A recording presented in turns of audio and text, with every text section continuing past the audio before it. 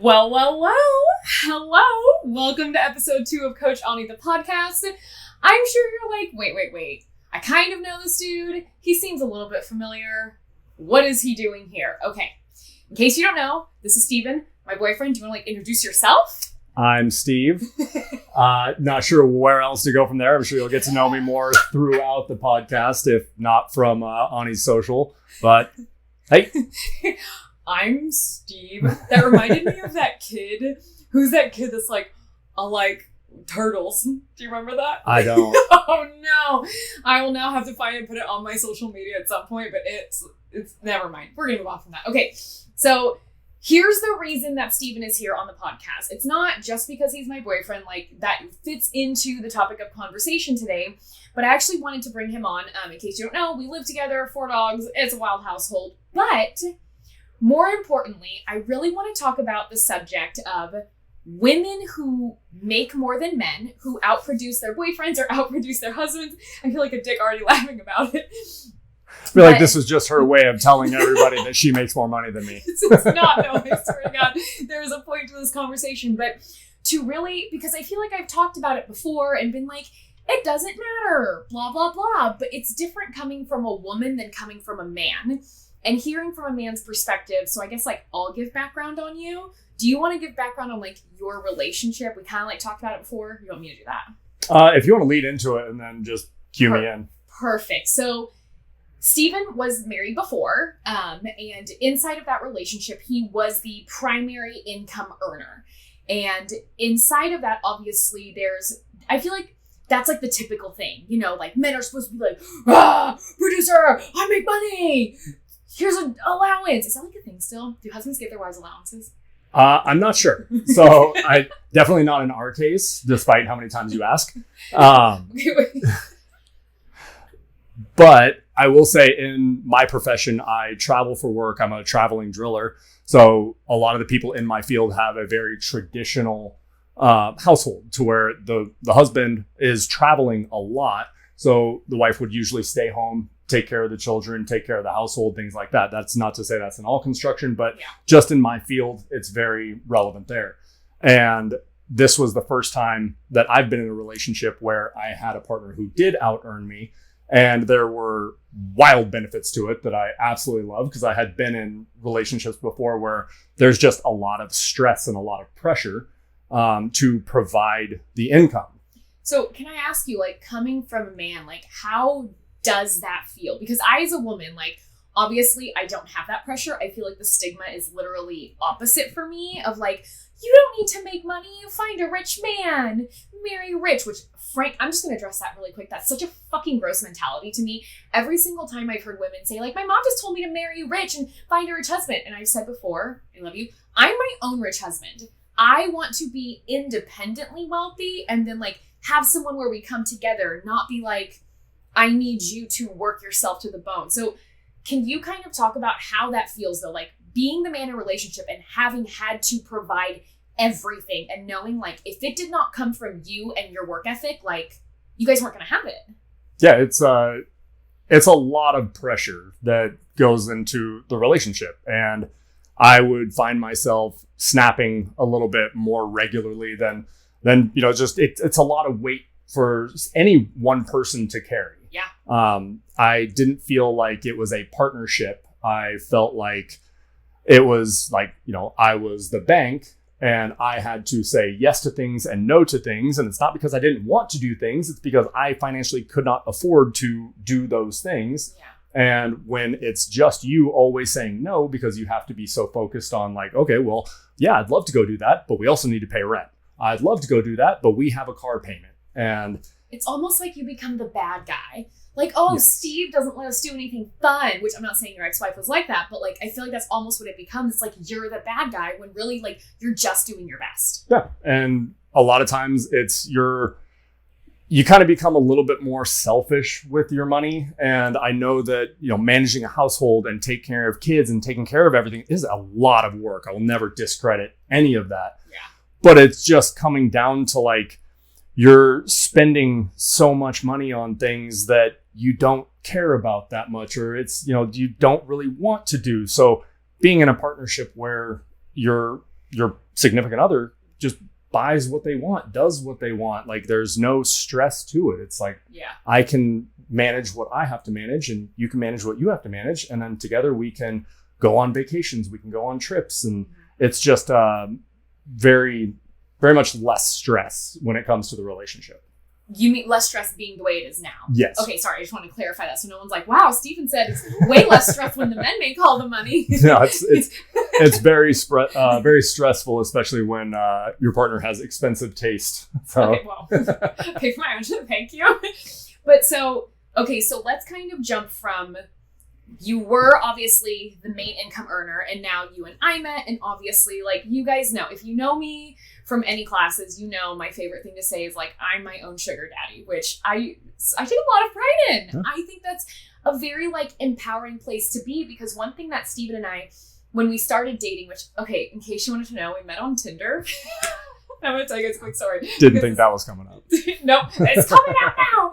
Okay, we met on Tinder and our first date was like 8 hours long, right? And inside of that, we actually took my 2 Frenchies and his dog Bernadette, a German Shepherd Poodle, to the park. And there happened to be mud everywhere. And dogs in mud, like, you know, they're going to go crazy. So sweet baby boy Ronald, he's running, he's in the mud, and all of a sudden he runs up to Stephen, because we're sitting on the ground having like a little picnic, runs up to Stephen, jumps over his lap, which if you know Frenchies, some can jump, Ronald's a tank. He just kind of like glided over Stephen's leg. All of a sudden I look down at his lap, mud everywhere, and I'm like, oh my God, this is it. Like if he gets mad over my dog getting his pants muddy, we're never seeing each other again. Well, and then from my side, I knew that if I did get mad, I'm never going to see this girl again. Like there's zero chance. Like I cannot. You're going to criticize my baby boy? Yeah, it can't happen. So Stephen looks down because I see this little line of mud going across his leg. And internally I'm like, oh my God, that was Ronald's penis. Ronald drug his dick across his leg. I was like, oh no. And Stephen looks down and he just goes, is that his dick? And I was like, oh my God, I'm so sorry, but yes. And you know, we're here almost 2 years later. So that's anyway how we met. But it was so interesting because I feel like when we first met, I feel like a lot of people are in relationships. I don't want to say a lot. I'm just going to say I have had the experience where women have spoken to me and they feel like stuck in a relationship because it's a need. I can't leave him because it's the house, or you need the money, or can't support yourself. And then you and I met, it was the vast polar opposite. Yeah.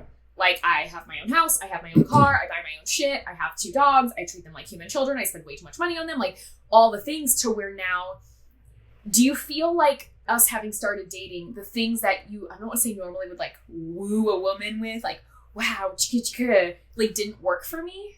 I feel like the gifts that I do or acts have to be a lot more thought out, and they have to be more sentimental. It's not anything that you want, you'll just buy for yourself. So me just buying you things with no intent or meaning behind it is pretty useless. Yeah. So I have to do things that you wouldn't normally do for yourself or wouldn't normally buy for yourself. Or like, I mean, I love cooking. So I love making dinner, and that's one way that I show appreciation. Whereas someone in a different position may just buy a gift for like an anniversary or something like that. I would prefer to like make a dinner and buy flowers and like show my love in more actful ways instead of just gifts. Yeah. And that works really well, which coming to like the guy part of like a woman who out earns a man, I do think it becomes more so like, I can't buy my way out of shit. I can't like buy the affection, buy the love, buy the appreciation, because when a woman is able to do that for herself, it's not that it loses value, but it's just like, I would rather you put thought into something else. Yeah. Do you know what I mean? And so I'm going to say this as a woman, because we're talking about the topic of how, when you're in a relationship where the woman outproduces the man, what that does to a man. Because I feel like a lot of men are like, they take a hit. They're what's the word I'm trying to say? Like their confidence takes a hit. They feel like their value takes a hit. Like their masculinity takes a hit, because all of a sudden they're like, I'm not a man because I'm not providing with money. I feel like that would be more insecure men, that they feel like that's what they bring to the table. Like if I don't have this money here, then I'm not sure where I was going with that. But if I'm not producing financially, then how else can I produce? They don't have to be thoughtful. They don't have to be romantic. They don't have to do the little things during the day, because the money is the one thing that they provide that is the big thing in their eyes. Like we value people's monetary value more than their sentimental value or their romantic value. Yeah, I think that can definitely be the case for some guys, that they're like, oh great, now I have to like put thought behind it. But what do you think about the guys where they're not trying to be an asshole? Like, they're not trying to be a dick about it and be like, I want to do this, because I feel like that's just how the way the world is. It's expected that the man make more money than the woman, which is why also, if we're going to talk about women's equality and rights, women don't make as much as men for doing the exact same job. So I feel like it's a stigma. It's like what men are taught. You are a man, and as a man, you must make more than a woman, and you must provide more than a woman. So sometimes I don't even think it's like an insecurity. It's more so like, this is how you were taught, and this is how you were brought up, and this is how you were raised. Well, that's the thing with men, is like, you are taught like you're a provider. You provide a good life. You provide a happy family. You provide all these things. And if you are not able to provide those, then what are you? Like, it's basically saying like, you're not a man if you can't do this. Exactly. And I think that's such fucking bullshit. So that's so messed up. So that will have a lot of like insecurities like rooted into men, that if they are not able to provide, like that's their one thing that they're supposed to do, is provide. And if you can't do that, then what are you left with? I totally see what you're saying now. And so I know for me, as the woman of the relationship, but as the woman of the relationship, for me, it becomes okay, it's not that you cannot provide for us financially. We both make similar money. Like, I just happen to make more. But for me, it always becomes a thought of, you provide in like every other way. So many more ways that for me, to be honest, I think I would rather make more than you and have you provide in those other ways than you not provide in those ways and you make more money. Well, is that messed up? No, like that's like, obviously you'd still want me to, and I even if I was making more, I would still do those things, just because that's kind of who I am as a person. Yeah. But it is definitely, I think it's kind of an ego thing, to where if you're making more money or you hold more cards or something, but that's not a partnership. That's not a relationship. No. That's someone trying to have the upper hand on the other person in the relationship. But again, that's not a partnership. So, okay, so let's say there are men listening now, right? Maybe the women played in the car. Maybe they didn't. I don't know. You guys do you. So let's say there are men listening and they're like, okay, well, Steve, that sounds great, but I don't know how to do that. I don't know how to overcome. And I don't want to say ego in a bad way. So please don't take it like, ooh, you have such an ego. Everybody has an ego. Like, it's just how I feel like how you handle your ego that makes a difference. So can you give the men who are listening maybe some examples of how you provide still as the man of the relationship, but when it does not come to money? I have a lot. I know how you do it, but can you, like, the things off the top of your head? I guess it would just be being more thoughtful in the relationship. Just the little things of, if I'm going to the grocery store, like just a constant, like, hey, do you need me to pick up anything? I'm making dinner. I noticed that something needed to be fixed around the house. Like, me personally, I love my honey-do list. Like, that's one of my favorite things. So just, good, 'cause I got a big one. Just doing things that are not necessarily like monetary value, but they provide value in the relationship. Mm-hmm. But those are also things that, I don't want to say make you feel like a man, but because you're providing, you're doing something that potentially I can't do, like fixing shit around the house. Although, I'll be honest, it depends on how stubborn I'm being. Oh yeah? You won't move this chair for me right now? I can move this chair right now. I've watched this woman try to drag a king-size bed across a bedroom because I was busy. But did I do it? Got it halfway there. But I did it, though. I mean, hey, I turned into the Hulk all of a sudden. Just so much noise coming from downstairs. Had to go down and check. Out of breath, on the ground. Bed is halfway across the room. I'm amazed that she got it that far. It's a huge bed, guys. It's a king size temper beating. That is the heaviest thing I've ever felt, but I was willing it to move across the room.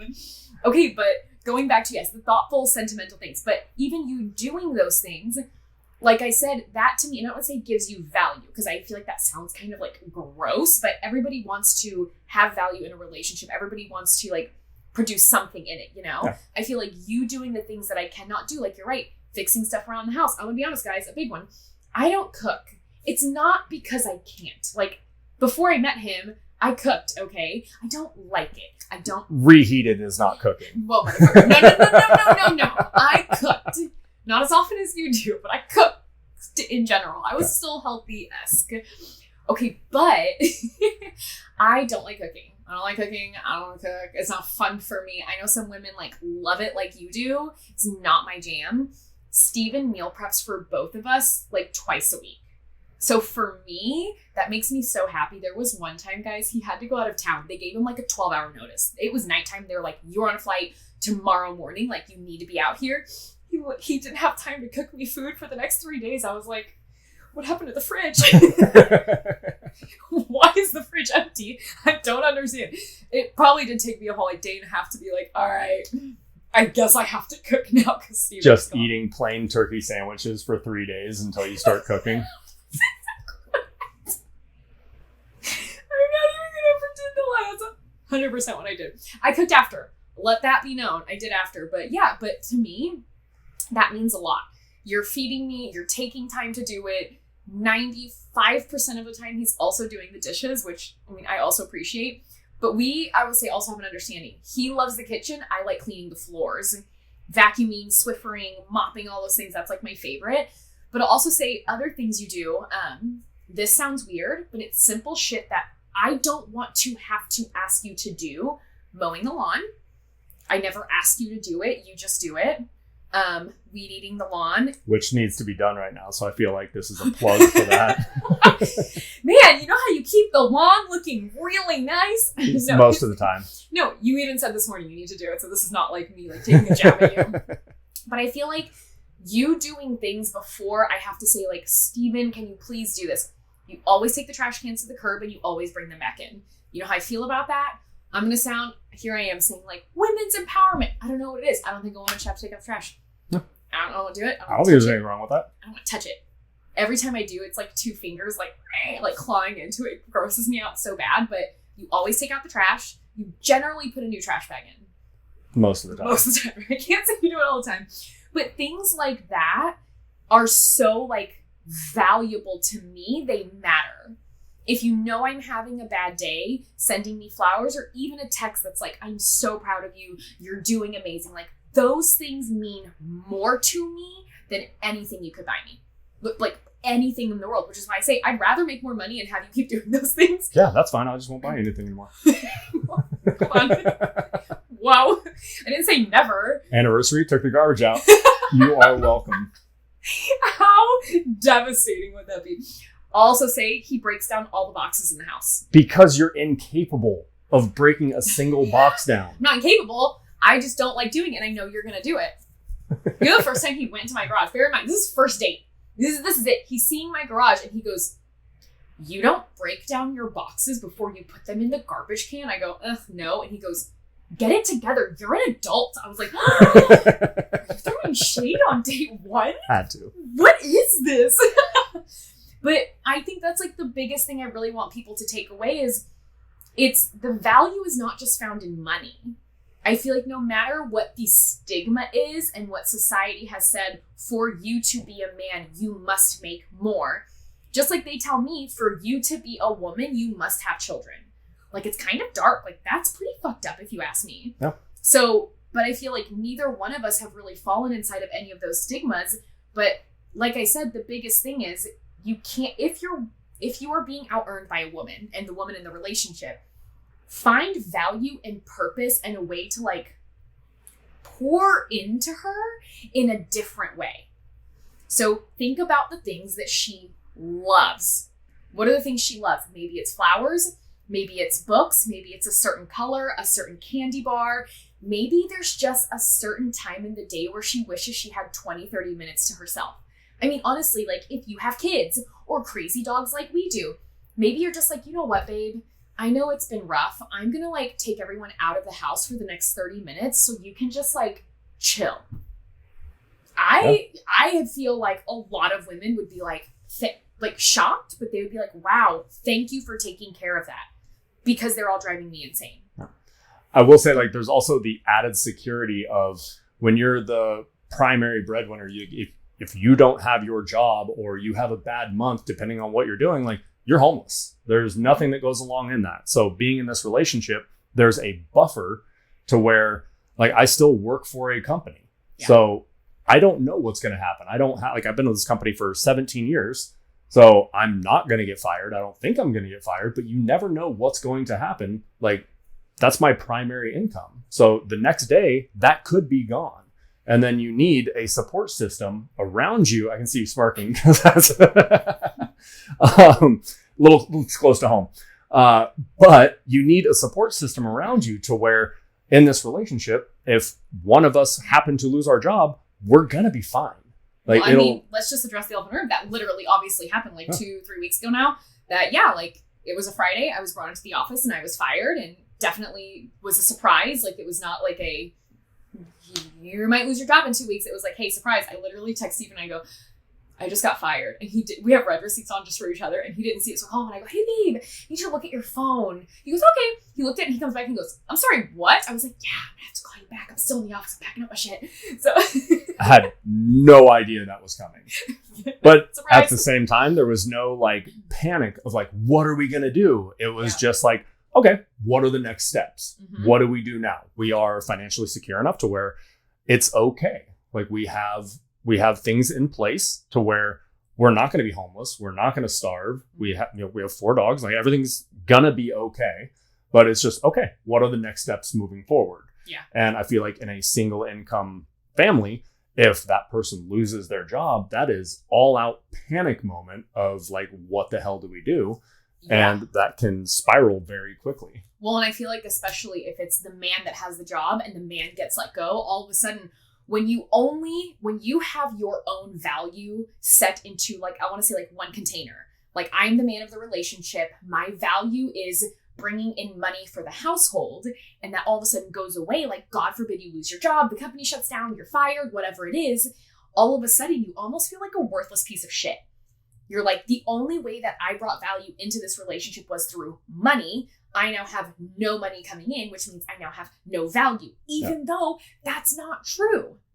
So I feel like that's why, guys, you can't, if you're a man and you're listening to this, as the woman, I'm telling you, you are not viewed as less because you make less money. Like, that's just not how it is.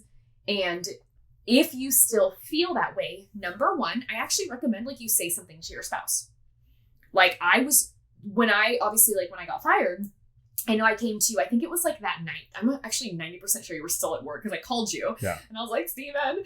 And I was like, okay, I'm like, but I just want you to know, I'm like, I don't want you to feel stressed out. I don't want you to feel like you have to take on all of our bills. Like, I'm going to figure this out, blah, blah, blah. And do you remember your response? I mean, I do. I don't, but I'm sure it was very heartfelt. I'm sure I said something really nice, right? Definitely profound. It was very profound, getting it tattooed on my left butt cheek. But I love pointing to my right. It's just all Harry Potter and then that. Well, so when I said that to you, your response was like, whoa. You're like, Ani, hold on. You're like, that thought didn't even come to mind. That was not a concern for me.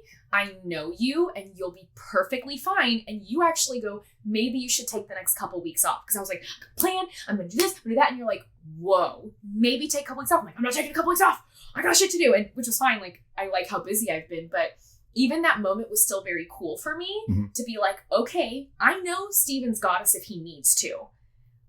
And he's cool with me taking a couple weeks off, but I'm not going to because I don't want to. But even that moment, just support, emotional support of like, you're okay, you're going to be fine, you're smart, you're beautiful, you're amazing, you're talented, I'm proud of you. Like, I know men want to hear that. So women listening, you got to give your partner some fucking credit some days. Just because you expect them to do X, Y, Z and they do it does not mean that it's still not a kind gesture. And I'm going to use like your cooking for an example. I'm used to you cooking. Like, I'm just used to you always doing it. But that does not mean that I now take it for granted that I'm like, ugh, you didn't cook today? Ugh. Well, what are we supposed to eat now? Like, that'd be so fucking gross. That'd be so, can you imagine if I did that? You're not going to cook? Well, who's making us food? I don't know, Uber Eats. For sure, Uber Eats. So we got somewhere else. Chinese 2 nights ago. Stephen was like, I don't really feel like cooking. I'm like, great, what would you like me to order? Mm-hmm. And that's your contribution for the food of the household. What's my contribution? Hey, I always make sure we have your favorite drinks on hand. Spindrift is always in the house. Absolutely. And my avocados. And that's... Yeah, lime and lemon Spindrift. Everything else is just trash. See, that's how I help contribute to the groceries. There we go. Ta-da! So, Stephen, words of like wisdom, because we're coming to the end of the podcast. If you were talking to a man who's like, Steve, I'm struggling. Like, I've been that guy. I'm used to providing, but I don't need more. She makes more money. She does hair. She's amazing. She's great, blah, blah. What would be like your piece of advice for him to just be able to like, almost like let that stress and anxiety and pressure go to then like move past it with his lady? I would say just take a breath. It's awesome.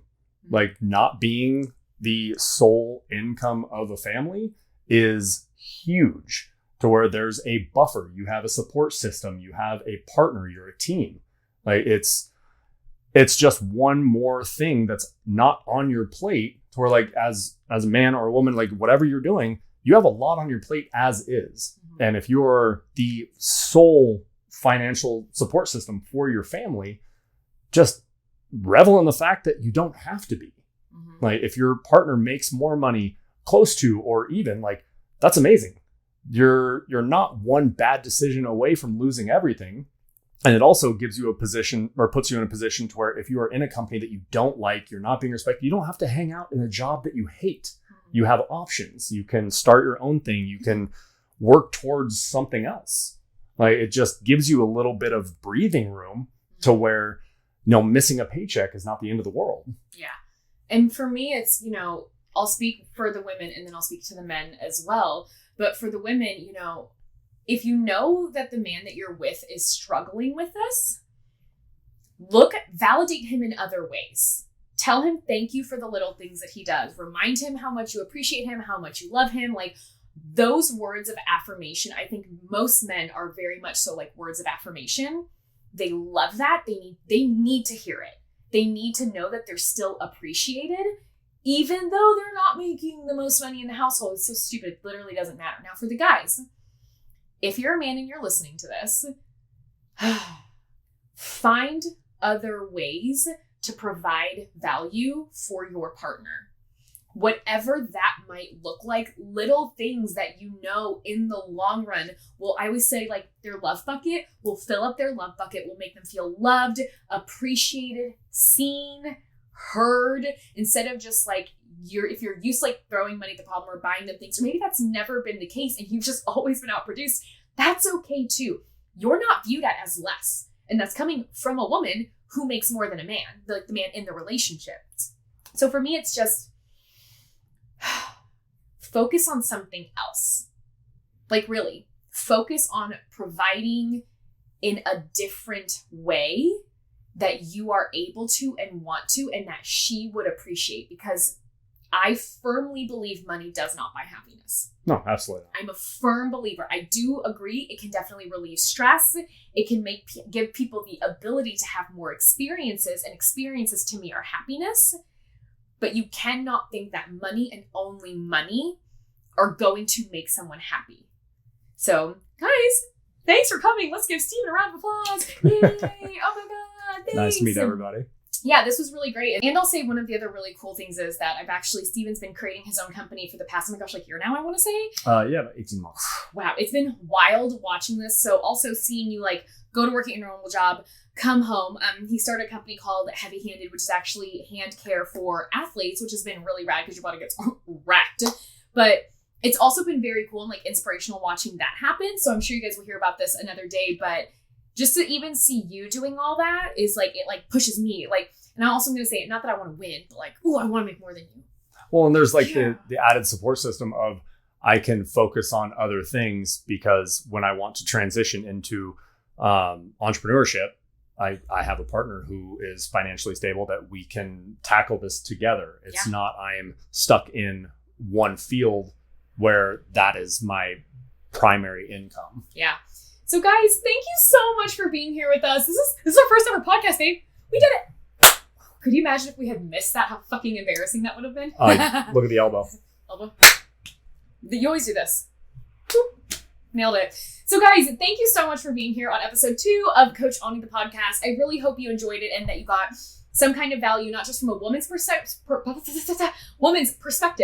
but also a man's perspective on what it's like when the woman out earns a man inside of a relationship. So I'll be coming back every single week with a new episode. If there's a particular topic that you would like to hear, feel free to send me a message on Instagram. So guys, thank you for being here on Coach Ani the podcast, and we'll see you next week.